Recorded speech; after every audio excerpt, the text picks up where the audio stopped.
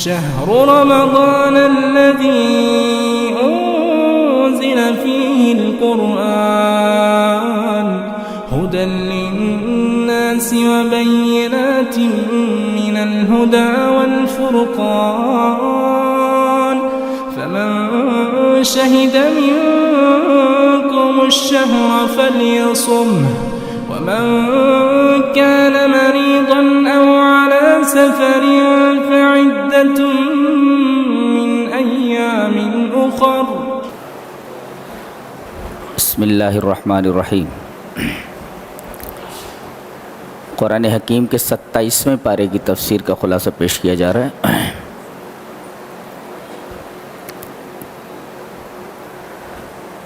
سورہ زاریات چل رہی ہے.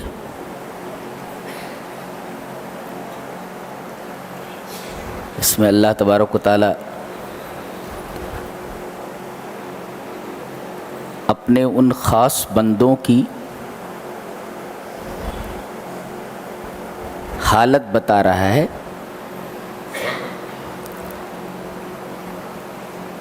جن بندوں کو اس نے آخرت میں جنت دینے کا وعدہ فرمایا ہے.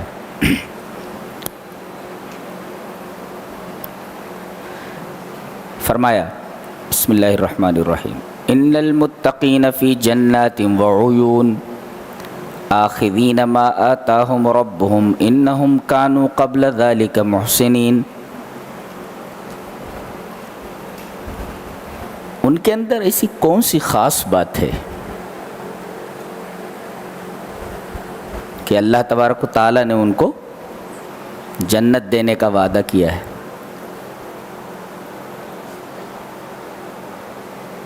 اگر معلوم ہو جائے تو وہ صفت اپنے اندر پیدا کی جائے. بتایا گیا کانوا قلیلا من اللیل ما یہجعون. ہجع یہجع کا مطلب ہوتا ہے سونا. کہا جا رہا ہے کہ رات کے اکثر حصوں میں یہ بیدار رہتے ہیں، سوتے بہت کم ہیں. کانوا قلیلا من اللیل، رات کا ایک قلیل حصہ، a bit of night، رات کا ایک چھوٹا سا حصہ ایسا ہوتا ہے جس میں وہ لوگ سوتے ہیں. اب ظاہر ہے کہ اگر رات کے قلیل حصے میں سوتے ہیں، اس کا مطلب یہ ہوا کہ وہ رات کا اکثر حصہ اللہ کی عبادت میں جاگ کر گزارتے ہیں. یہی تو مطلب ہوا. رات میں کم سوتے ہیں. کانوا قلیلا من اللیل ما یہجعون، رات میں کم سوتے ہیں. کیا مطلب؟ رات کے بیشتر حصے میں وہ جاگتے ہیں، اور یہ جاگنا ان کا سیر سپاٹوں میں نہیں ہوتا، ہوٹلوں کی گردش میں نہیں ہوتا، کسی جرم اور معصیت میں اشتغال کی وجہ سے نہیں ہوتا، بلکہ یہ رات کے بیشتر حصوں میں اللہ تبارک تعالیٰ کی عبادت کرتے ہیں، جاگتے ہیں. اب صبح ہوئی، یہ خاص بات ہے. وَبِالْأَسْحَارِ هُمْ يَسْتَغْفِرُونَ، سحر کے وقت، یہ سحر کی جمع ہے اسحار، صبح کے وقت کیا کرتے ہیں؟ یہ اللہ سے اپنے گناہوں کی معافی چاہتے ہیں. نہیں سمجھ میں آیا؟ یہ تو خاص بات ہے قرآن کو سمجھنے کی. رات کے بیشتر حصے میں انہوں نے جاگ کر اللہ کی عبادت کی، اور صبح کے وقت توبہ کر رہے ہیں، استغفار کر رہے ہیں، معافی مانگ رہے ہیں. ایسا لگتا ہے جیسے انہوں نے پوری رات جرم اور معصیت میں گزاری ہے کہ اے اللہ یہ جو عبادت ہم نے رات میں کی ہے پتہ نہیں تیری بارگاہ میں قبول ہوئی بھی کہ نہیں ہوئی،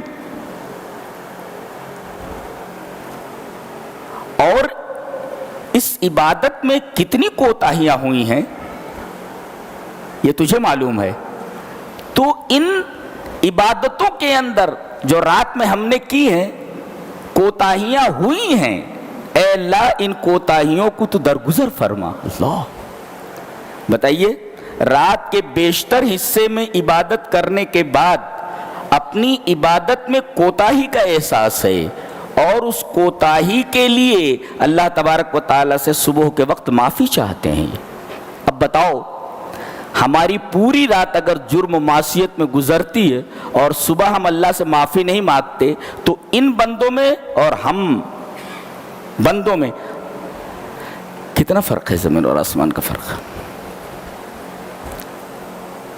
اور ایک بات یہ معلوم ہوئی خاص کہ آدمی کتنی بھی عبادت کرے اصل یہ ہے کہ اللہ اسے قبول کر لے، اور کتنی بھی عبادت کرے عبادت میں کوتاہی ہوتی ہے، لہذا عبادت کرنے کے بعد وہ استغفار کرے کہ میرے رب عبادت تو میں نے کر لی، اب اس عبادت میں کوتاہی ہو گئی ہو تو میرے رب اس کوتاہی کو درگزر فرما اور میری اس عبادت کو قبول فرما۔ تو آدمی کو عبادت پر نازہ نہیں ہونا چاہیے بلکہ ڈرتے رہنا چاہیے کہ پتہ نہیں عبادت قبول ہوئی کہ نہیں ہوئی، اس میں کتنی کوتاہیاں ہوئی ہیں۔ تو عبادت کرنے کے بعد استغفار ضروری ہے۔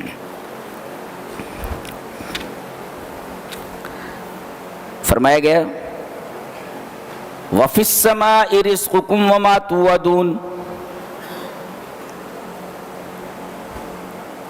آسمان اور زمین کے رب کی قسم، یا اللہ قسم کھا رہا ہے۔ اسمعی لکھتے ہیں کہ ایک عربی ایک دیہاتی مجھے ملا، اس نے پوچھا کہاں سے ہو، کس قبیلے سے؟ تو اسمعی کہتے ہیں اسما قبیلے سے ہوں میں۔ اچھا، کیا کر رہے تھے؟ بولے حرم میں نماز پڑھ رہا تھا۔ کہا کہ کوئی سورہ سناؤ، تو اسمعی نے یہ سورہ زاریات سنائی۔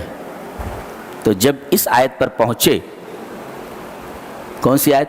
فَوَرَبِّ السَّمَاءِ وَالْأَرْضِ وَفِي السَّمَاءِ رِزْقُكُمْ وَمَا تُوعَدُونَ، آسمان میں تمہاری روزی ہے۔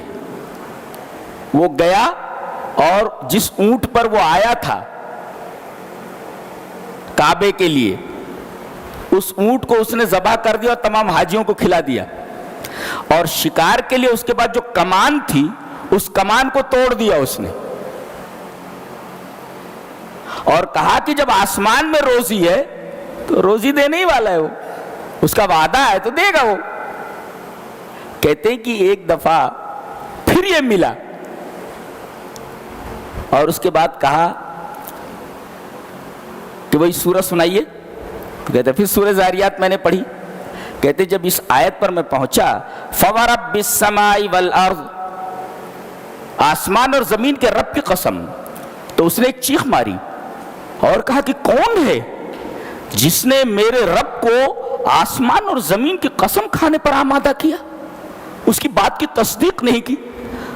رب نے کہہ دیا تو تصدیق کرنا چاہیے تھا، رب کو کیسے اس نے آمادہ کیا کہ رب قسم کھایا آسمان اور زمین کی؟ یعنی رب کو اپنی بات منوانے کے لیے آسمان اور زمین کی قسم کی ضرورت ہے؟ کس نے ایسا کیا؟ میرے رب کو قسم پر آمادہ کس نے کیا؟ اور کہتے ہیں کہ تھوڑی دیر میں اس کی جان نکل گئی، مر گیا وہ۔ تو قرآن کو سیریسلی لینے کی ضرورت ہے، اس کو دل سے پڑھا جائے اور دل سے سمجھا جائے، اس کا تعلق دل سے، اس لیے کہ یہ دل کے اوپر نازل ہوا ہے۔ نزل به الروح الامین علی قلبک لتکون من المنذرین، یہ قرآن اسے روح الامین لے کر نازل ہوئے ہیں۔ کہاں؟ علی قلبک، آن یور ہارٹ، تمہارے دل کے اوپر. قرآن یہ جسم کے اوپر نہیں نازل ہوا ہے, یہ دل کے اوپر نازل ہوا ہے نبی کے. تو اسے دل سے پڑھنے کی ضرورت ہے, دل سے سمجھنے کی ضرورت ہے. اور آدمی سیریسلی دل سے لے تو مر جائے گا, مر جائے گا. یہ آدمی مر چکا, مر گیا یہ. اب کہاں اتنا احساس ہمارے دلوں میں ہے؟ دلوں میں تو گندگی بھری ہوئی ہے, دل سیاہ ہے, تو یہ احساس کہاں سے لائیں گے آپ؟ یہ احساس کہاں سے لائیں گے؟ فرمایا گیا کہ باس بعد الموت, مرنے کے بعد زندگی, اور آسمان میں رزق کا ہونا یہ اتنا یقینی ہے جتنا کہ تمہارا نطق. مثل ما انکم تنطقون. آدمی جب بولتا ہے تو اس کو اپنے بولنے میں شک ہوتا ہے. بھئی آپ بولتے ہیں تو آپ کو بولنے میں شک ہے کہ میں نہیں بولتا ہوں. کہا کہ جس طریقے سے تمہارے بولنے میں کوئی شک نہیں کرتا, تمہیں شک نہیں ہوتا, ایسے ہی قیامت کے وقوع میں اور باس بعد الموت میں کوئی شک نہیں ہے. آدمی اپنے وجود میں شک نہیں کرتا, اس بات میں شک نہیں کرتا کہ وہ بولتا ہے. تب جو تمہارے بولنے میں کوئی شک نہیں ہے, اسی طرح قیامت کے وقوع میں کوئی شک نہیں. اب وہ واقعہ بیان کیا جا رہا ہے. حضرت ابراہیم علیہ السلام کے پاس وہ فرشتے آئے, لوط کی بستی کو الٹنے جا رہے تھے, تو پہلے ملنے کے لیے آئے حضرت ابراہیم سے. انہوں نے کھانا پیش کیا, بھنا ہوا بچڑا, اور فرشتوں نے کھانے کے لیے ہاتھ نہیں بڑھایا. بعد میں انہوں نے بتایا کہ ہم لوگ اللہ کے فرشتے. اس وقت ان کو کوئی اولاد نہیں ہوئی تھی حضرت ابراہیم علیہ السلام کا, تو انہوں نے بشارت دی. کس چیز کی؟ وَبَشَّرُوهُ بِغُلَامٍ عَلِيمٍ. بشارت لے لو ایسے لڑکے کی جو علیم ہوگا. ایک مفسر لکھتا ہے تمام اوصاف کو چھوڑ دیا کہ یہ جو بچہ ہوگا وہ بڑا خوبصورت ہوگا, بڑا حسین ہوگا, بڑا طاقتور ہوگا. کوئی صفت نہیں بیان کی, تمام اوصاف کو چھوڑ دیا, صرف ایک وصف بیان کیا, علم. مفسر کہتا ہے اس سے پتہ چلتا ہے, اشارہ ملا کہ تمام اوصاف میں سب سے اعلیٰ قسم کا وصف علم ہے. جی, وَبَشَّرُوهُ بِغُلَامٍ عَلِيمٍ. اس بات کی خوشخبری نہیں دی کہ لڑکا بہت خوبصورت ہوگا, بڑا طاقتور ہوگا, بلکہ یہ بتایا کہ لڑکا علیم ہوگا. اس کا مطلب تمام اوصاف میں, تمام صفتوں میں سب سے اعلیٰ درجے کا وصف اور تمام صفتوں میں سب سے اعلیٰ درجے کی صفت علم ہے. جی,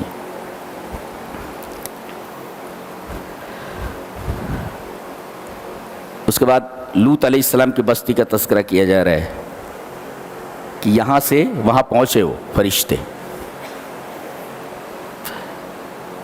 کہتے کہ ایک ہی گھر خالی ایمان والا تھا. فما وجدنا فیہا غیر بیت من المسلمین. پوری بستی میں, پورے شہر میں صرف ایک ہی گھر اللہ والا تھا, ایک ہی گھر مسلمان تھا. فما وجدنا فیہا غیر بیت من المسلمین. ایک ہی گھر مسلمانوں کا تھا. اس سے پتہ چلا کہ دائی کو دعوت پیش کرتے رہنا چاہیے, چاہے کوئی قبول کرے یا نہ کرے. اس کی جو ذمہ داری تھی اس نے پوری کر دی. اور دوسری بات یہ معلوم ہوئی کہ حق ہمیشہ قلیل ہوتا ہے. دیکھیں, پوری بستی کے مقابلے میں ایک گھر ہے, تو کیا آپ کہہ سکتے ہیں کہ پوری بستی والے حق کے اوپر ہیں, یہی ایک گھر ناحق پر ہے؟ پتہ یہ چلا کہ یہ ضروری نہیں کہ قلت ناحق پر ہو اور کثرت حق کے اوپر ہو, اس لیے کہ حق کا معیار دلائل ہوتے ہیں, قلت اور کثرت نہیں. کہ کسی طرف افراد بہت زیادہ ہے تو افراد کی کثرت یہ اس کے حق ہونے کی دلیل ہے, اور ایک طرف لوگ کم ہیں تو یہ قلت تعداد ان کے ناحق ہونے کی دلیل. ایسا نہیں ہے, بلکہ حق کا معیار دلائل ہوتے ہیں. دلیل کس کے پاس ہے؟ اگر ایک آدمی بھی ایسا ہو جس کے پاس دلیل ہو تو وہ حق کے اوپر ہے، اور اس کے مقابلے میں پوری بستی ناحق پر ہے اگر اس کے پاس دلیل نہیں ہے. تو حق کا معیار انسانوں کی قلت و کثرت نہیں بلکہ دلائل ہوتے. عذاب آیا اور پوری بستی کو اٹھا لیا گیا اور اسے الٹ دیا گیا. ایک مفسر نے لکھا ہے کہ جب تک کسی بستی میں آٹے میں نمک کے برابر نیکی رہتی ہے تب تک اللہ اس بستی کو تباہ کرنے کا فیصلہ نہیں کرتا، مگر جب بستی میں آٹے میں نمک کے برابر بھی نیکی نہ رہ جائے تو پھر اللہ تبارک و تعالیٰ کا عذاب حرکت میں آتا ہے، اور اس بستی والوں کے ساتھ وہی معاملہ کیا جاتا ہے جو ایک ہوشمند باغباں اپنے باغ کے سڑے ہوئے پھلوں کے ساتھ کرتا ہے، کہ سڑے ہوئے جو پھل ہوتے ہیں ان کو اٹھا کر باغ سے باہر پھینک دیتا ہے. ایسے ہی اللہ تبارک و تعالیٰ اس بستی کو تباہ و برباد کر دیتا ہے. جی ایسا ہے.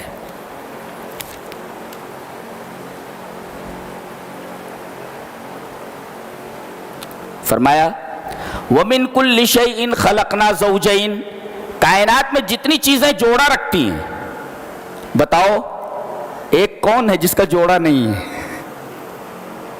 اللہ. جی یہ اس کی وحدانیت کی دلیل ہے کہ کائنات میں ہر چیز اپنا جوڑا رکھتی ہے اور جوڑے کے ساتھ مکمل ہوتی ہے. میں ہی تنہا ہوں جس کا کوئی جوڑا نہیں ہے. وَمِن كُلِّ شَيْءٍ خَلَقْنَا زَوْجَيْنِ، ہم نے کائنات میں ہر شے کو جوڑے کے ساتھ پیدا کیا، ہر شخص کا جوڑا ہے. صرف میرا جوڑا نہیں ہے. جی میری اولاد نہیں ہے، میری بیوی نہیں ہے، مجھے ضرورت بھی نہیں ہے اس کی، پوری کائنات میری ملکیت ہے. تو ایک ہی ہستی ہے جس کا جوڑا نہیں ہے. وَمِن كُلِّ شَيْءٍ خَلَقْنَا زَوْجَيْنِ، ہم نے کائنات کے ہر شے کو جوڑا جوڑا پیدا کیا ہے. آگے بڑی زبردست بات کہی جا رہی. ایک بات بولو کہ آدمی جس سے ڈرتا ہے اس سے بڑی تیزی سے بھاگتا ہے نا. سامنے شیر آ گیا، اب آدمی اپنی جان بچانے کے لیے بھاگے گا اور بہت تیز بھاگے گا، اس لیے کہ چیز جتنی زیادہ نقصان دہ ہوگی آدمی اتنی تیزی سے بھاگے گا، بالکل اس کے اپوزٹ ڈائریکشن میں. ایک ہستی ایسی ہے کہ آدمی ڈرتا بھی بہت ہے اس سے اور اسی کی طرف بھاگتا ہے. یہ رب تعالی ہے، ہمارا رب. جی آدمی جس سے ڈرتا ہے اس کی طرف نہیں بھاگتا، صرف رب ہی ایسا ہے کہ بندہ اس سے ڈرتا ہے مگر مصیبت آئے تو بندہ اسی کی طرف بھاگتا ہے. اللہ یہ ہمارا رب ہے. فَفِرُّوا إِلَى اللَّهِ، تو بھاگو اللہ کی طرف. بھاگو اللہ کی طرف. اللہ کی طرف بھاگنے کے لیے کہا گیا ہے. کتنی بڑی حقیقت ہے. آدمی جس سے ڈرتا ہے اسے بھاگتا ہے. ایک ہستی ایسی ہے کہ ڈرنے کے باوجود بھی آدمی اسی کی طرف بھاگتا ہے. فرمایا ان اللہ هو الرزاق، ایک ہے رازق اور ایک ہوتا ہے رزاق. رازق مانے روزی دینے والا، اور رزاق کا مطلب ہوتا ہے بہت زیادہ روزی دینے والا. جی کہا گیا بہت زیادہ روزی دینے والا ہے. ایک صاحب سے پوچھا گیا کہ اللہ رزاق ہے اور سب سے بہترین رزق دینے والا ہے، خیر الرازقین ہے، کیوں؟ کہا یہ اس لیے کہ آدمی اس کا انکار کرتا ہے تب بھی اس کی روزی نہیں روکتا. جی جی جو اس کو مانتا ہے اس کو تو روزی دیتا ہی ہے، جو نہیں مانتا اس کا انکار کرتا ہے اس کی بھی روزی نہیں روکتا ہے. اس لیے رزاق ہے، وہ خیر الرازقین ہے. آپ کسی سے ناراض ہو جائیں تو آپ اس کو کچھ دینے کے لیے آمادہ ہوتے ہیں؟ قطعاً نہیں. لیکن وہ بندے جو اللہ کا انکار کرتے ہیں اللہ انہیں بھی روزی دیتا ہے، اس لیے کہ وہ خیر الرازقین ہے.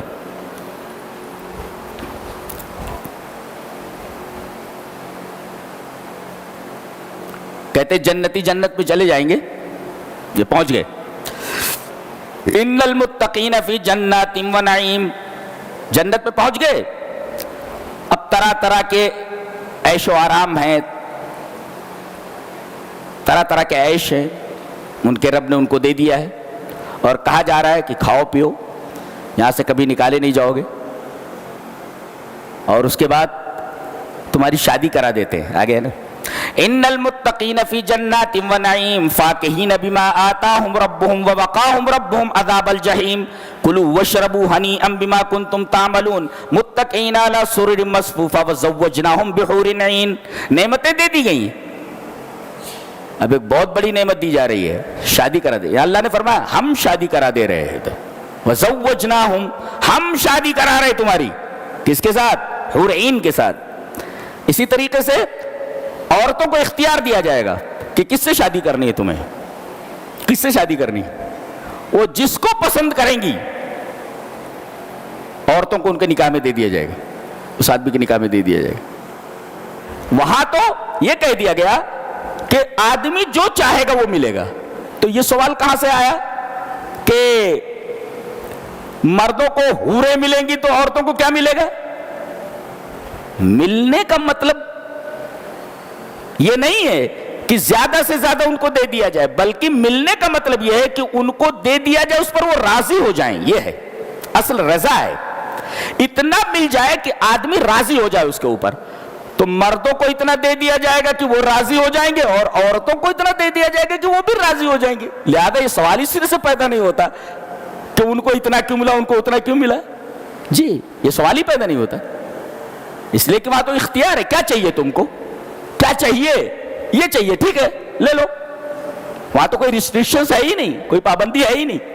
وَلَهُمْ فِيهَا مَا يَشْتَهُونَ، ان کے لیے وہ ساری چیزیں جو وہ چاہیں گے، چاہت کے اوپر ڈیپینڈ ہے. تو عورتیں جو چاہیں گی ان کو ملے گا، مرد جو چاہیں گے ان کو ملے گا. لہذا یہ اس طریقے کے سوالات کہ ان کو یہ ملے گا ان کو یہ ملے گا، بیکار قسم کے سوالات ہیں. ان سوالات کی کوئی اہمیت نہیں. اس کے بعد اللہ تبارک و تعالیٰ کی توحید پر بہت شاندار دلیل دی جا رہی ہے. غور سے سنو، متوجہ ہو گئے؟ کہا جا رہا ہے ام خلقوا من غیر شیء ام هم الخالقون. یہ دیکھو، یہ سمجھا رہے ہیں، یہ گلاس ہے، یہ خود بخود بن گیا ہے کیا؟ کوئی اس کا بنانے والا نہیں ہے، یہ مصنوع موجود ہے. اس کا صانع ہے کہ نہیں؟ یہ مخلوق ہے. اس کا کوئی خالق ہے کہ نہیں؟ ظاہر ہے کہ اس کا کوئی خالق ہونا چاہیے، اس لیے کہ مصنوع بغیر صانع کے نہیں ہوتی. چیز بنی ہوئی ہے تو اس کا بنانے والا ہونا چاہیے. اچھا، تو اس کا کوئی بنانے والا ہے، تم کہتے ہو کوئی بنانے والا نہیں ہے. اچھا، تو پھر اس گلاس کو کوئی بنانے والا نہیں ہے تو اس گلاس نے اپنے آپ کو بنا لیا ہے. وہی ہے ہم خلق. اس گلاس کو کوئی بنانے والا نہیں تو اس گلاس نے خود اپنے آپ کو بنا لیا ہے. It created himself. اس نے اپنے آپ کو بنا لیا ہے. ایسا ہے کیا؟ تو ایسے ہی ہوا کہ ایک ہی چیز علت بھی ہے اور ایک ہی چیز معلول بھی ہے ایک ہی جہت سے، یعنی ایک ہی چیز کاز بھی ہے اور ایک چیز ایفیکٹ بھی ہے. ایسا کیسے؟ How is it possible? ایسا کیسے؟ یہ کیسے؟ ایک ہی چیز علت بھی ہو اور ایک چیز معلول بھی ہو، ایک ہی چیز کاز بھی ہو اور ایک چیز ایفیکٹ بھی ہو. ایسا کیسے؟ یہ چیز ہے، اس نے خود اپنے آپ کو بنا لیا. ایسا کیسے؟ ام خلقوا من غیر شیء ام هم الخالقون. اب تیسری چیز آ رہی ہے، ام خلقوا السماوات والارض. تو یہ چیز بغیر بنانے والے کے نہیں بنی، اس نے اپنے آپ کو خود نہیں بنایا. تو جو چیز اپنے آپ کو خود نہ بنا سکے وہ زمین اور آسمان کیا بنائے گا؟ جی ام خلقوا السماوات والارض. کیا انہوں نے زمین اور آسمان کی تخلیق کی ہے؟ کتنی شاندار. 3 باتیں کہی گئیں. اس کا کوئی بنانے والا ہے؟ بولے نہیں ہے. تو اس نے اپنے آپ کو بنا لیا ہے. اچھا، اب جب اس نے اپنے آپ کو نہیں بنایا ہے تو زمین اور آسمان کیسے پیدا کرے گا؟ 3 چیزیں بیان کی گئی. اس کے بعد سورہ نجم ہے، فرمایا گیا کہ ستارے کی قسم کھا کر کے اللہ تبارک تعالیٰ یہ فرما رہے کہ میرا نبی نہ ضلالت میں مبتلا ہوا اور نہ غوایت میں. ما ضل صاحبکم وما غوا. یہ ضلالت کیا ہوتی ہے اور غوایت کیا ہوتی ہے، اس کو سمجھا جائے. ایک آدمی راستہ بھول کر کھڑا ہو جائے, ادھر جاؤں کہ ادھر جاؤں, میری منزل کہاں ہے, اس راستے پر ہے یا اس راستے پر ہے, تو راستہ بھول کر کھڑا ہو جائے, یہ ہے ضلالت. اور ایک ہے جو راستہ اس کی منزل کی طرف جا رہا ہے, اس راستے پر نہ چل کر کے دوسرے راستے پر چل پڑے, یہ غوایت ہے. نہیں سمجھے؟ راستہ بھول کر کھڑا ہو گیا ہے, ادھر جاؤں کہ ادھر جاؤں, اس کو کہتے ضلالت. اسے راستہ نہیں مل رہا ہے کہ کس راستے پر جاؤں.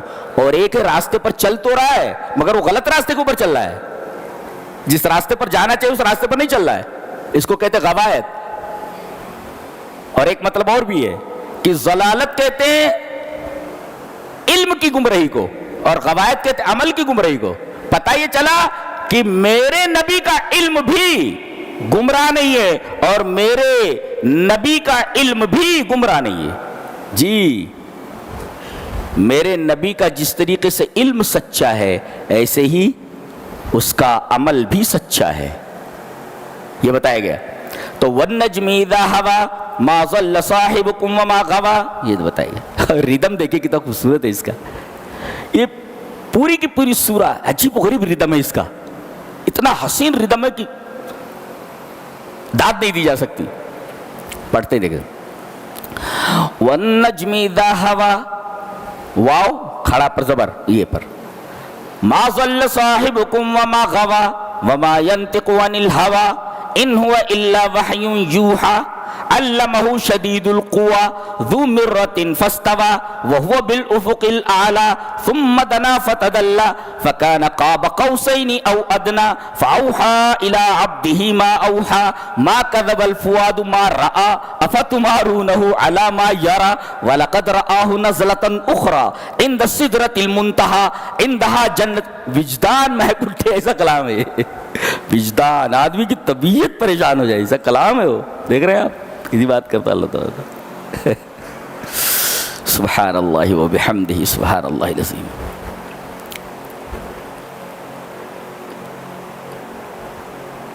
یہاں ایک آیت پر رک کر ہم ایک علمی بحث کرنا چاہیں گے اور اس کے بعد ایک آیت کے اوپر عملی بحث کرنا چاہیں گے. متوجہ ہیں آپ لوگ؟ بہت غور سے سنیے. ایک ہوتا ہے اسم گناہ, وَذَرُوا ظَاهِرَ الْإِسْمِ وَبَاطِنَهُ, ظاہر اسم بھی چھوڑ دو اور باطن اسم بھی چھوڑ دو. یہ اسم کیا ہوتا ہے؟ اسم الف سے میم, گناہ ہم لوگ اس کا ترجمہ کرتے ہیں, لیکن اس کی حقیقت کیا ہے؟ اسم کسے کہتے ہیں؟ هُوَ الْعَمَلُ الَّذِي يُبْعِدُ الْإِنسَانَ عَنِ الْخَيْرِ, ہر وہ عمل جو انسان کو بھلائی سے روک دے, دیٹ از کالڈ اسم. یہ ہے الف سے میم, سمجھ میں آیا؟ اسم کسے, قرآن جب پڑھو گے جہاں بھی یہ نام آئے, یہ لفظ آئے اسم الف سے میم, تو اس کا یہی مطلب سمجھو یہ وہ عمل ہے جو عمل انسان کو خیر سے دور کر دیتا ہے, نیکی نہیں کرنے دیتا, نیکی سے روک دیتا ہے. تو جو عمل انسان کو نیکی سے دور کر دے وہ عمل اسم ہے. یہ سمجھ میں آیا؟ الذین یجتنبون کبائر الاسم, اسم کا مطلب سمجھ میں آیا؟ اچھا, ایک ہوتا ہے کبیرہ گناہ, کبائر.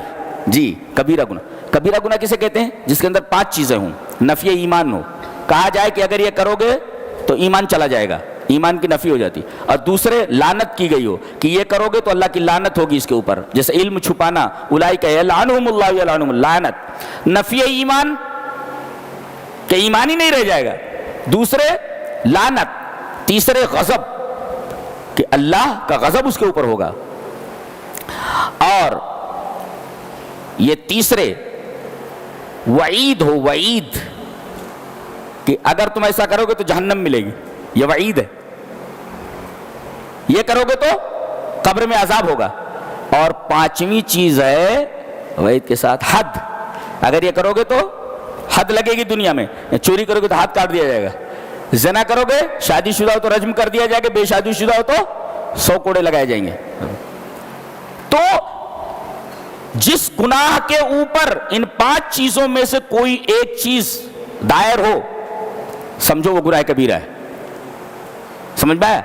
اس کے علاوہ جتنے گناہ ہیں وہ سب لمم ہیں، چھوٹے گناہ. لمم مانے چھوٹے گناہ، وہی کہا گیا الذین یجتنبون کبائر الاثم والفواحش الا اللمم.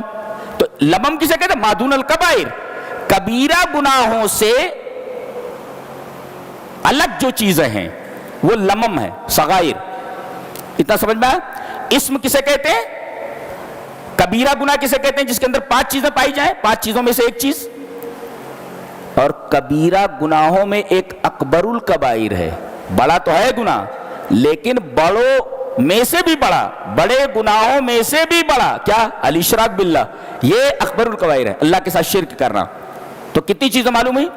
اسم، کبیرہ گناہ، اور کبیرہ گناہوں میں کی بھی بڑا اکبر الکبائر جیسے شرک، اور لمم ما دون الکبائر، کبیرہ گناہوں سے جو چھوٹے ہیں یا کبیرہ گناہوں کے علاوہ ہے وہ سب لمم ہے. ساری چیزیں یاد ہو گئی؟ اسم، کبیرہ گناہ، اکبر الکبائر اور لمم، یہ 4 چیزیں بیان کی گئی ہیں. اور 5ویں چیز ہے فواحش. فواحش کا مطلب جنسی بے اعتدالی کے نتیجے میں جو گناہ ظاہر ہو، جیسے زنا، تو یہ فواحش. جو بھی گناہ جنسی بے اعتدالی کے سبب سے وجود میں آئے وہ فواحش ہے. تو کتنے ہوئے؟ اسم، کبیرہ گناہ، اکبر الکبائر، لمم اور فواحش. یہ 5 چیزیں ہیں. اس میں لمم کے اوپر اللہ تبارک تعالیٰ نے بیان کیا کہ اگر بڑے گناہ چھوڑ دو گے تو لمم خود بخود معاف ہو جاتے. یہ چھوٹے گناہ ہیں، لمم معاف ہو جاتے. یہ تو ایک علمی بحث ہوئی. اب عملی بحث. وَأَنَّهُ هُوَ أَضْحَكَ وَأَبْكَىٰ، وہی ہنساتا ہے وہی رلاتا ہے. یہ فرمایا وہی ہنساتا ہے وہی رلاتا ہے. کائنات میں صرف ایک ہی ہستی ہے جو ہنستی اور روتی ہے، انسان. بندروں کے بارے میں کہا جاتا ہے کہ یہ صرف ہنستے ہیں روتے نہیں، اور اونٹ کے بارے میں کہا جاتا ہے اونٹ روتا ہے مگر ہنستا نہیں. جی تو کائنات میں ایک ہی مخلوق ایسی ہے جو روتی ہے اور ہنستی ہے. اللہ فرما رہا ہے میں ہی ہنساتا ہوں میں ہی رلاتا ہوں. اب تھوڑا ڈیپ میں جاتے ہیں. آدمی ہنستا کیوں ہے اور آدمی روتا کیوں ہے؟ آدمی ہنستا یہ ہے جب اسے خوشی ملتی ہے، اور آدمی روتا کیوں ہے جب اسے غم ملتا ہے. اور اللہ فرماتا ہے خوشی میں ہی دیتا ہوں، غم میں ہی دیتا ہوں. جب خوشی دیتا ہوں تو تم ہنستے ہو، اور جب غم دیتا ہوں تو روتے ہو. تو خوشی بھی میرے پاس ہے اور غم بھی میرے پاس ہے، لہذا خوشی بھی مجھ سے مانگو، اور جب غم آ جائے تو غم دور کرنے کی استدعا بھی مجھ سے کرو. وَأَنَّهُ هُوَ أَضْحَكَ وَأَبْكَىٰ، وہی ہنساتا ہے وہی رلاتا ہے. یہ مطلب اس کا. جی اس کے بعد سورہ قمر ہے. کہا گیا کہ یوم یدعو الداع، حضرت اسرافیل سور کو منہ میں لگائے ہوئے ہیں اور بڑے ادب کے ساتھ کھڑے ہوئے ہیں. اللہ بس اس انتظار میں ہیں کہ حکم ہو اور سور میں پھونک ڈال دی جائے. بڑے ادب کے ساتھ ناقور منہ میں لگائے ہوئے کھڑے ہوئے ہیں. اللہ اس آواز کی ویلوسٹی کیا ہوگی، اس آواز کی رفتار کیا ہوگی، وہ آواز کتنی خطرناک ہوگی کہ تمام زندہ مخلوقات سے مر جائیں گی.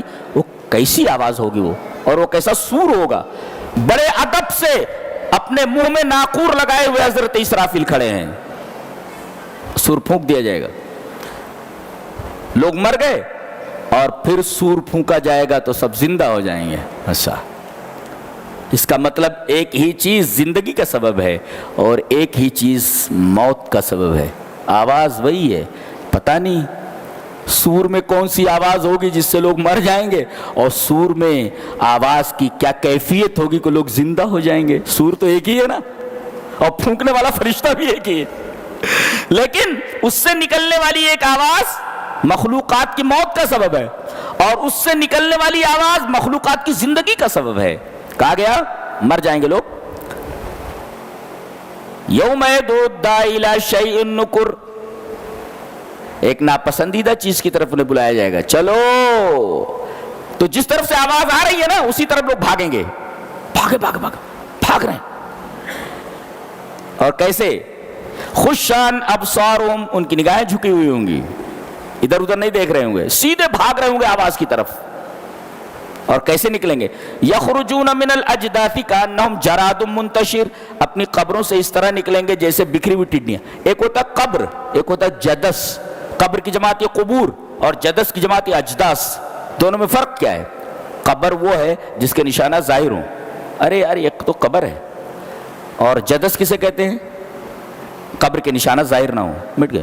ارے بعض لوگ تو گھر بنا لیتے ہیں اسی کے اوپر، کہتے ہیں یہاں قبر نہیں تھی. تو قبر کے نشانات اگر ظاہر ہوں کہتے قبر ہے، اور قبر کے نشانات ظاہر نہ ہو تو جدس ہے. تو اللہ فرما رہا ہے جو قبریں ظاہر ہیں ان سے بھی مردے اٹھیں گے، اور جن قبروں کے نشانات مٹ گئے ہیں تم کو معلوم بھی نہیں ہے یہاں قبر ہے، وہاں سے بھی آدمی اٹھ کھڑا ہوگا. ہاں وہاں سے بھی آدمی اٹھ کھڑا ہوگا، اور سارے کے سارے اپنی اپنی قبروں سے نکل کر اس آواز کی طرف بھاگیں گے. تمثیل دی گئی کیسے؟ جیسے بکھری ہوئی ٹڈیاں. بکھری ہوئی ٹڈیاں یہ کروڑوں کی تعداد میں ہوتی ہیں، یہاں تک کہ اگر وہ سورج کے محاذات میں آ جائے تو سورج کی روشنی زمین پر نہیں پہنچتی ہے جب تک اس کے محاذات پر رہتی. اتنی تعداد ہوتی ہے. بتایا گیا کہ تعداد کتنی ہوگی، لوگ اپنی قبروں سے اٹھ کر کھڑے ہوں گے اور سب کے سب ننگے، سب کے سب ننگے ہوں گے. تو کثرت اتنی، جیسے ٹڈی دل. اور ٹڈیوں کی دو خصوصیت ہے، اسی وجہ سے اللہ تبارک و تعالی نے قبروں سے اٹھنے والے مردوں کی تمثیل اور تشبیہ بکھری ہوئی ٹڈیوں سے دی ہے. دو چیزیں ان کے اندر ہوتی. یہ واحد مخلوق ہے جو اپنا گھر نہیں بناتی ہے، بے گھر ہوتی ہے، خانمہ بردواد ہوتی ہے. یہ اپنی قبروں سے اٹھے ہیں، ان کا کوئی گھر نہیں ہے، جیسے ٹڈیوں کا کوئی گھر نہیں ہوتا. آدمی کو تڑپا دینے کے لیے کافی ہے. کانہم جراد منتشر، ٹڈیاں اپنا گھر نہیں بناتی، چلتی رہتی ہیں. یہ قبروں سے اٹھے، ان کا بھی کوئی گھر نہیں ہے تو چل رہے. ہم لوگ بھی اسی طریقے سے اٹھیں گے، ایسے ننگے، ہمارا گھر نہیں ہوگا کوئی، ٹڈیوں کی طرح. اور دوسرے، ٹڈی جو ہوتی ہے اس کو پتہ نہیں رہتا اسے جانا کدھر ہے. جس طرف سینگ سمایا منہ اٹھایا چل پڑے. کہا ٹڈی کی خصوصیت اور بھی ہے، لا یدری این ذہب، اسے معلوم نہیں ہوتا کہ جانا کدھر ہے. ہاں اسے معلوم نہیں ہوتا جانا کدھر ہے. اللہ، یہ ہماری کیفیت ہوگی ٹڈیوں کی سی. اپنے اعمال صحیح کر لیں، درست کر لیں. سورہ رحمان کے اندر ایک آیت کریمہ پر ہم بحث کرنا چاہیں گے، اور اس کے بعد جس کا تعلق علم سے ہے، اور ایک آیت پر بحث کرنا چاہیں گے جس کا تعلق عمل سے ہے. تو علم پر پہلے بحث کر لیں. علماء یعنی سائنسداں وہ یہ بولتے ہیں کہ قرآن حکیم میں 1000 سے زائد آیات ایسی ہیں جو سائنس سے جدید سائنس سے بحث کرتی ہیں، جدید سائنس کے مطابق ہیں. 1000 سے زائد آیات ہیں جو جدید سائنس پر بحث کرتی ہیں. یہاں ایک علم ہے بحریات، اوشنولوجی، بحریات جس کا تعلق سمندروں سے ہے. وہ علم جس کا تعلق دریاؤں سے، سمندروں سے ہے، اس پر بحث کی جا رہی ہے. کیا؟ مرج البحرین یلتقیان بینہما برزخ لا یبغیان. دو دریا نکلتے ہیں دو جگہوں سے، اور پھر آگے جا کر کے یہ دو دریا مل جاتے ہیں، لیکن ہم نے ان دو دریاؤں کے پانیوں کے درمیان ایک ایسی آڑ رکھ دی ہے جس کو قرآن حکیم برزخ بولتا ہے. آڑ جی رکھ دی ہے، جس سے ایک دریا کا پانی دوسرے دریا کے پانی میں نہیں ملتا ہو. آپ دیکھیں گے جہاں بحیرہ روم اور بحیرہ اوقیانوس یہ دونوں ملتے ہیں نا، آپ موبائل پر دیکھیے مار کر کے تو آپ کو معلوم ہوگا کہ جہاں یہ دونوں دریا ملتے ہیں بیچ میں ایک سفید پٹی نظر آتی ہے. ایک دم آنکھوں سے دیکھ لیجیے، آپ مشاہد ہے، عیاناً دیکھ سکتے ہیں آپ.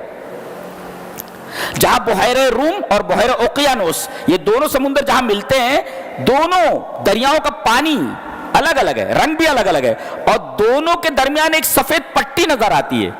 نہ بحیرہ اوقیانوس کا پانی بحیرہ روم میں ملتا ہے اور نہ بحیرہ روم کا پانی بحیرہ اوقیانوس میں ملتا ہے. اور ایک دریا، ایک سمندر تو ایسا ہے کہ اس میں آدمی کو اگر تیرنا نہ آتا ہو تب بھی ڈوبے گا نہیں. سمندر ہے، آدمی نہیں ڈوبے گا اس میں. ہاں، کون سا ہے؟ ڈیڈ سی، بحیرہ مردار. جانتے ہیں قوم لوط جو ہے جس بستی میں تھی، آج قوم لوط کی جو بستی ہے وہ اسی ڈیڈ سی کا حصہ ہے. ایک ماہر ارضیات نے، ایک ارضیاتی ٹیم ہے جو زمینوں کی تحقیق کرتے ہیں، انہوں نے بتایا ہے کہ یہ اب ڈیڈ سی کا حصہ ہے. کون؟ لوط کی بستی. اور یہ وہ سمندر ہے کہ جس میں اگر آدمی گھس جائے اور تیرنا نہ آتا ہو تو ڈوبے گا نہیں. اس لیے کہ پانی کی بوائنسی اور اس کی ڈینسٹی، کثافت اور اچھال اتنی ہے کہ آدمی اس بوائنسی اور ڈینسٹی کی وجہ سے، کثافت اور اچھال کی وجہ سے آدمی ڈوبے گا نہیں. اللہ تبارک و تعالیٰ نے اس پانی کے اندر ایسی چیز رکھی ہے، ڈینسٹی اور یعنی کثافت اور بوائنسی، اچھال. آدمی ڈوبے گا نہیں، پانی اچھالتا رہے گا اس کو، ڈوبے گا نہیں. یہ بحیرہ مردار ہے. کیسی کیسی مخلوقات ہیں اللہ تبارک و تعالیٰ کی. فرمایا دو دریا نکلتے ہیں، مرج البحرین یلتقیان، ملتے ہیں، بینہما برزخ. قرآن حکیم سے آڑ بولتا ہے، دو پانیوں کے درمیان آڑ، اور سائنس کی زبان میں border of oceans. Border of oceans, یہ بارڈر ہے ایک جس کو ہم پارٹیشن کہتے ہیں. Partition between two seas. ایسے دو دریاؤں کے درمیان جو پارٹیشن ہے جس کو قرآن حکیم نے برزخ کہا ہے اور بارڈر آف اوشن یا آپ پارٹیشن کہہ لیں، یہ ایک غیر مرئی انسین ایک بیریئر ہے اور دکھائی نہیں دیتا. یہ یہاں تو ایک پٹی نظر آتی ہے، خالی نظر آ رہی ہے، لیکن دو دریاؤں کو کون سی چیز ملنے نہیں دے رہی ہے. وہ کہاں ہے؟ وہ کہاں ہے؟ اس کو کون دیکھ سکتا ہے؟ وہ آڑ رکھی ہے، انسین بیریئر ہے، وہ دکھائی نہیں دیتا، وہاں پہ دکھائی نہیں دیتا. اللہ اکبر، کیا قدرت ہے اس کی. اور سمندر کی ایک اور خصوصیت ہے، جب تک چیز اس میں زندہ ہو کر کے رہتی ہے تب تک اسے اپنے اندر لیے رہتا ہے، اور جیسے مر جاتے اس جا کر باہر پھینک دیتا ہے. بولے یہاں زندگی کی ضرورت ہے، یہاں مردوں کی ضرورت نہیں ہے. پھینک دیتا اٹھائے گا. جو مچھلی مر جائے اسے ساحل پر پھینک دیتا ہے، سمندر اسے قبول نہیں کرتا. یہ سمندر کی خصوصیت ہے.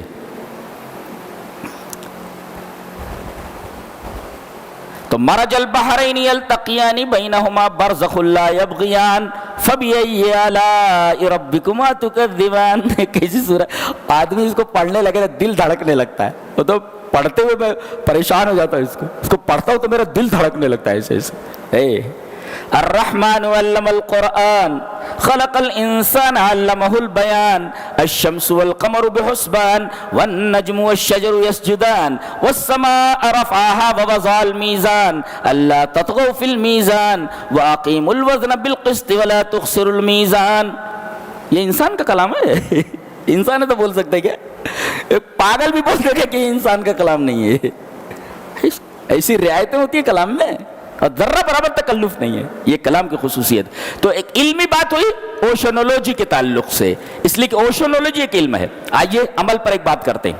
وَلِمَنْ خَافَ مَقَامَ رَبِّهِ جَنَّتَانِ فَبِأَيِّ آلَاءِ رَبِّكُمَا تُكَذِّبَانِ. جو اللہ کے سامنے کھڑے ہونے سے ڈر گیا اس کے لیے دو جنتیں ہیں. کھڑے ہونے سے ڈر گیا کیا مطلب؟ مَن يَهُمُّ بِالْمَعْصِيَةِ فَيَذْكُرُ اللَّهَ فَيَتْرُكُهَا. آدمی کسی گناہ کا ارادہ کرتا ہے، بالکل گناہ کرنے میں کوئی رکاوٹ نہیں ہے، آدمی گناہ کر سکتا ہے، لیکن فوراً اسے یاد آتا ہے کہ مجھے اللہ کے سامنے کھڑے ہونا ہے، اس گناہ کو چھوڑ دیتا ہے. رب تعالیٰ فرماتے ہیں کہ میرے بندے کی یہ ادا مجھے اتنی پسند ہے کہ ایک جنت نہیں، میں نے اسے کے لیے دو دو جنتیں تیار کر رکھی ہیں. جی، اور دو جنتیں تو دوں گا ہی، دو جنتیں ایکسٹرا ہم دینے والے ہیں، 4 جنتیں ہیں. جی، وَلِمَنْ خَافَ مَقَامَ رَبِّهِ جَنَّتَانِ. یہ اور اس کے بعد کہا وَمِن دُونِهِمَا جَنَّتَانِ. ان دونوں کے علاوہ 2 جنتیں ہیں. یہ 2 جنتیں کیسی ہیں؟ دونوں سونے کی ہیں، اور اس میں جتنی بھی چیزیں سب سونے کے، چمچ سے لے کر کے بسترے تک سب سونے کے ہیں، یہاں تک کہ پلر بھی سونے کا ہے، ساری چیز سونے کی ہے. یہ ایسی جنت ہے. اور دوسری جنت کیسی ہے؟ پوری جنت ہے. یہ 2 جنتیں سونے کی اور اس کے علاوہ 2 جنتیں پوری دونوں جنتیں چاندی کی ہیں. اس میں ہر چیز چمچے سے لے کر کے پلر تک چھت تک سب چاندی کی ہیں. جی یہاں تو آدمی 2-4 تولہ سونا خریدنے میں آگے پیچھے ہوتا ہے, یہاں تو پورے محلات سونے کے اور چاندی کے ہیں. کیسا اللہ کائے کو مر رہے اس غلیظ دنیا کے اوپر. ایسی چیزوں کی تمنا کرو. لمثل ھذا فلیعمل العاملون. ایسی چیزوں کے لیے عمل کرنے والوں کو عمل کرنا چاہیے. جی یہ تو ساتھ میں رہنے والی نہیں ہے. ابھی آگے بتایا گیا کہ اس کی حقیقت کیا ہے, آگے بتا رہے ہیں نا. جی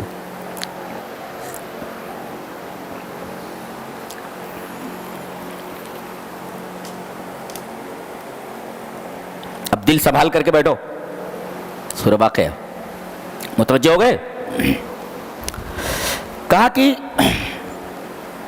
اللہ کے حضور تمام انسان جتنے پیش ہوں گے سب کی 3 قسمیں ہیں. ایک خواص مومنین ہے, خاص قسم کے مومن جن کو مقربین کہا جاتا ہے, اللہ کے قریب ہوں گے. اچھا, اور ایک ہے عام مومنین, اور تیسرے ہیں منکرین. یہ 3 ہیں. ایک ہے اصحاب المیمنہ دائنی طرف, اور اصحاب المیمنہ میں 2 ہیں. ایک مقربین ہے خاص مومن لوگ, اور ایک مقربین نہیں ہے عام مومن ہے وہ, اور تیسرے اصحاب المشأمہ بائیں والے, یہ منکرین ہیں. یہ 3 قسمیں ہوں گی. اب ان کے لیے جنت ہے ان دونوں کے لیے, اور ایک کے لیے منکرین کے لیے جہنم ہے. اور پھر اللہ تبارک و تعالیٰ نعمتیں ذکر فرمائیے. ترجمہ دیکھ لو کتنی نعمتیں ہیں. اللہ اکبر, آدمی پریشان ہو جائے گا دیکھ کر کے.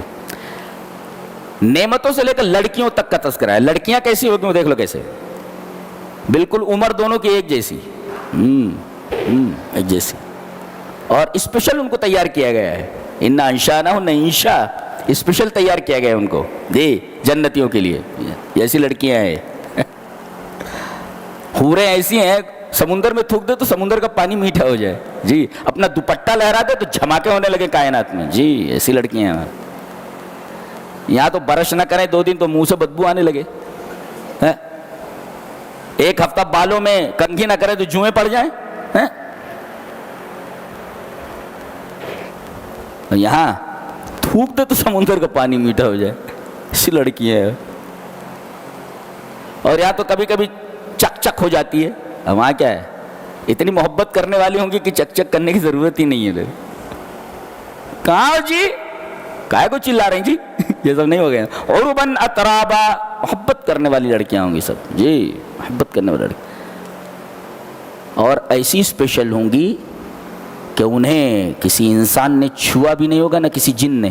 لم یطمثہن انس قبلہم ولا جان. یا تو بچیاں ہوتی ہیں, ماں باپ کم سے کم چھوتے ہیں.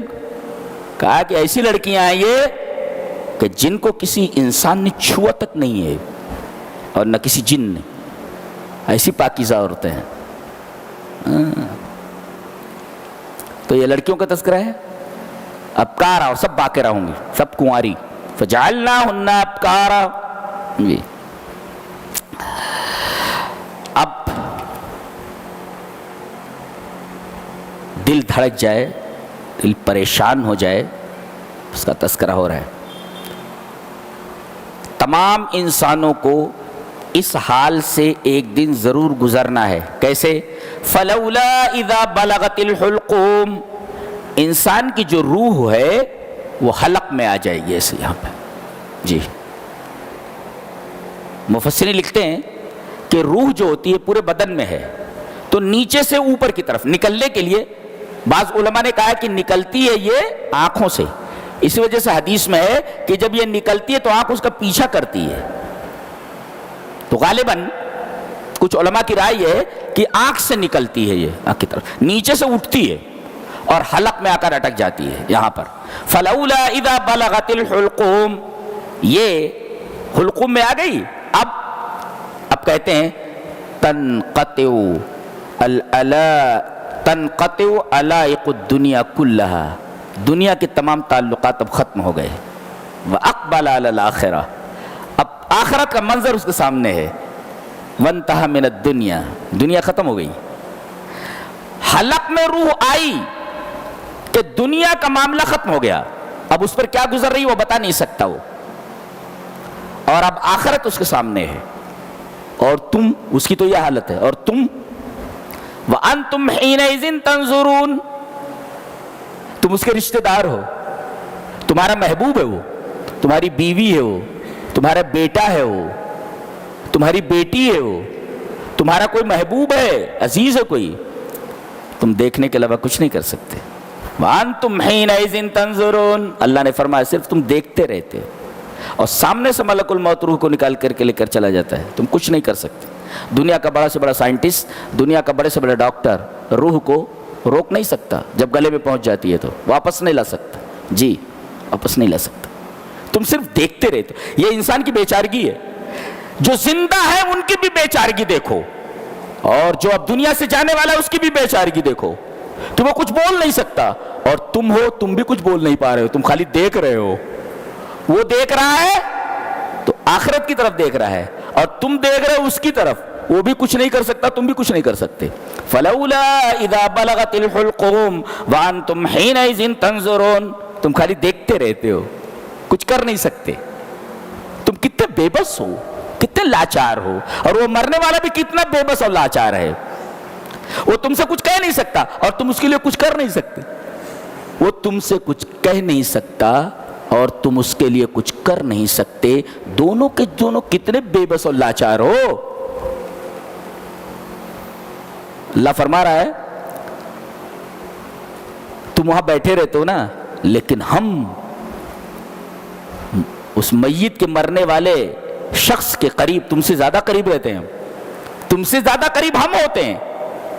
مفسرین نے اس کی تفسیر کی اللہ نہیں بلکہ فرشتے قریب ہوتے ہیں، تبصرون کی وجہ سے، لا تبصرون اس لیے کہ اللہ کو تو دیکھ نہیں سکتے، لا تبصرون یہ دلیل ہے کہ وہاں فرشتے موجود ہوتے ہیں، لیکن کوئی فرشتوں کو دیکھتا نہیں ہے، وہ سب آ جاتے ہیں وہاں پہ۔ ابھی دیکھ نہیں رہے، دیکھنا ہے ہمیں، نظر آئیں گے تو، لیکن جب نظر آئیں گے تو بتا بھی نہیں سکتے کہ کون ہے یہ، کیسے۔ اس میں بہت گہرا نکتہ ہے، نکتہ یہ ہے کہ یہ جو روح نکالی جا رہی ہے یہ جزا کے لیے ہے، تم نے دنیا میں جو کچھ کیا اس کا بدلہ دینا ہے۔ کیوں؟ اگر بدلہ دینا مقصود نہ ہوتا، آگے ہی فرمائے گا فَلَوْلَا إِن كُنتُمْ غَيْرَ مَدِينِينَ تَرْجِعُونَهَا إِن كُنتُمْ صَادِقِينَ، اگر بدلہ دینے کے لیے نہ نکالا جاتا، زبردستی نکالی جا رہی ہے نا، تم تو نہیں چاہتے تھے، زبردستی نکالی جا رہی، کیوں؟ اس لیے کہ روح ڈال کر کے پھر اس کو نکالنا کسی وجہ سے ہونا چاہیے نا، سبب ہونا چاہیے، ورنہ اللہ کار عبث نہیں کرتا، بیکار کا کام نہیں کرتا وہ۔ اس کا مطلب یہ جو روح نکالی جائے، اللہ نے ڈالا ہے، اب نکال رہا ہے تو بلا وجہ نکال رہا ہے، سبب نہیں کوئی، سبب ہے جزا۔ یہ باس بعد الموت کی کھلی ہوئی دلیل ہے کہ روح کو اندر ڈالنے کے بعد جو نکالا جا رہا ہے، نکالنے کا کوئی سبب ہونا چاہیے، ورنہ روح ڈالنے کے بعد کیوں نکالا جا رہا ہے؟ نکالا جا رہا ہے جزا کے لیے تو، اور تم اس کو روک بھی نہیں سکتے۔ اس کا مطلب یہ ہوا کہ روح کا نکالا جانا اس وجہ سے ہے تاکہ دنیا میں کیے گئے تمہارے عملوں کا کی جزا یا سزا دی جائے۔ آگے بڑی پیاری بات کہی جا رہی ہے، اللہ کا ایک نام، ایک صفت وارث ہے، وارث جی، اور کائنات پوری کی پوری اس کی میراث ہے۔ اللہ فرما رہا ہے وَلِلَّهِ مِيرَاثُ السَّمَاوَاتِ وَالْأَرْضِ، کیا سمجھے اس سے؟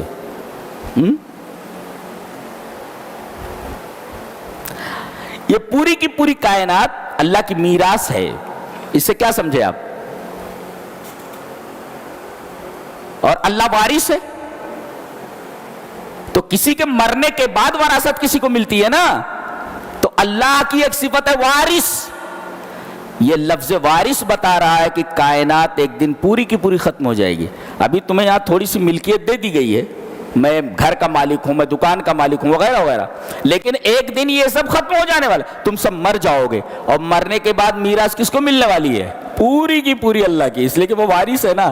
یہ لفظ وارث دلیل ہے اس بات کی کہ یہ میراث جو ہے اللہ کی، یہ سب ملنے والی ہے اللہ کو، تم سب ختم ہو جانے والے ہو، مرنے کے بعد میراث ملتی ہے۔ وَلِلَّهِ مِيرَاثُ السَّمَاوَاتِ وَالْأَرْضِ، یہ کائنات اللہ کی میراث ہے۔ کہا گیا کہ مستخلفین فی، یہ بہت پیاری بات کہی جا رہی ہے، یہ بخیلوں کے لیے ہے. کیا کہ یہ جو مال تم کو ملا ہے یہ کسی سے ملا ہے اور تمہارے بعد کسی دوسرے کو مل جائے گا. یہ مال جو ہے یہ کسی دوسرے سے تمہیں ملا ہے اور پھر تم سے کسی دوسرے کو مل جائے گا، اس سے کسی تیسرے کو مل جائے گا. تو یہ مال تو تمہارا ہے ہی نہیں، یہ تو مال ایک کے ہاتھ سے نکل کر دوسرے کے ہاتھ میں جا رہا ہے. تو اس سے پہلے کہ تمہارے ہاتھ سے نکلے اپنے ہاتھوں سے اللہ کی راہ میں خرچ کر دو نا. وَمَا لَكُمْ لَا تُنْفِقُوا وَمَا لَكُمْ لَا تُؤْمِنُونَ بِاللَّهِ، اور آگے کہا گیا وَمَا لَكُمْ أَلَّا تُنْفِقُوا فِي سَبِيلِ اللَّهِ، تمہیں کیا ہو گیا کہ تم اللہ کی راہ میں خرچ نہیں کرتے؟ یہ جانتے ہو کہ ہمارا نہیں تھا، کسی دوسرے کے ذریعے ہمیں پہنچا ہے اور ہمارے ہاتھ میں بھی نہیں رہے گا، دوسرے کے پاس چلا جائے گا. تو اس سے پہلے جب تک کہ ہمارے ہاتھ سے نکل نہیں رہا ہے اللہ کی راہ میں خرچ کر دینا چاہیے. اتنی اچھی بات کہی گئی. اس کے بعد کہا گیا کہ انسانی زندگی کی حقیقت کیا ہے. اسی پر بات کو ختم کرتے ہیں، پڑھ لیتے پہلے. بڑی حسین بات کہی گئی ہے. اعلموا انما الحیات الدنیا لعب ولہو، کھیل ہے اور تماشا ہے. لعب کا تعلق بدن سے ہے، بدن کھیلتے ہیں، آدمی بدن کے ذریعے کھیلتا ہے. واللہو، اور قلب کے ذریعے غافل ہوتا ہے. یہ تو گویا کہ لہو کا تعلق دل سے ہے اور لعب کا تعلق بدن سے ہے. جی تو یہ دنیا کھیل اور تماشا ہے. یہ ہوا بچپن میں ہے تو کھیل ہے، بچہ پیدا ہوا اب پہلا مرحلہ اس کا کھیل کا ہے اور غفلت کا ہے. پھر اس کے بعد جوان ہوا تو زینت، لباس کیسا ہونا چاہیے، کھانا کیسا ہونا چاہیے، سواری کیسی ہونی چاہیے، اچھی سے اچھی گاڑی کیسی ہونی چاہیے، زینت. اور اس کے بعد وَتَفَاخُرٌ بَيْنَكُمْ، ایک دوسرے پر فخر کرنا. تیرے پاس ایک دکان ہے میرے پاس دو ہے، ایسا فخر کرتے ایک دوسرے. تیرے پاس ایک گاڑی ہے میرے پاس دو ہے. وَتَفَاخُرٌ بَيْنَكُمْ وَتَكَاثُرٌ فِي الْأَمْوَالِ وَالْأَوْلَادِ، تیرے پاس اتنا مال ہے میرے پاس اتنا مال ہے. دیکھو فخر فخر. اور اس کے بعد بچپن، جوانی، بڑھاپا، یہ تینوں چیزیں بیان کر دی گئی اور تمثیل دی گئی. جیسے بارش، اب یہ بارش ہوتی ہے نا تو بارش یہ زمین سے مل جاتی ہے، اسے جیسے مرد اور عورت کا نطفہ ایک دوسرے سے مل جاتا ہے. پھر اس کے بعد زمین سے پودا اگتا ہے جب بارش ہوتی ہے. تو ایسے ہی آدمی پیدا ہوتا ہے، پیدا ہونے کے بعد ہرا رہتا ہے، ہرا رہنے کے بعد پیلا ہو جاتا ہے اور پیلا ہو جانے کے بعد سوکھ جاتا ہے، سوکھ جانے کے بعد اسے کاٹ لیا جاتا ہے. بالکل آپ دیکھیں گے تو انسان کی مثال بالکل اسی طرح ہے جیسے آسمان سے بارش گرنے کے بعد زمین کا ہوتا ہے، کھیتی کا ہوتا ہے. تو جب دنیا کی زندگی پوری کھیل اور تماشا ہے تو ہم کھیل اور تماشے میں کیوں الجھیں؟ یہ غیر سنجیدہ بات ہے. تو ہمیں سنجیدگی کی طرف مائل ہونا چاہیے اور سنجیدہ چیز آخرت ہے. اللہ ہمیں نیک عمل اور اچھی سمجھ کی توفیق عطا فرمائے. وآخر دعوانا ان الحمد للہ رب العالمین.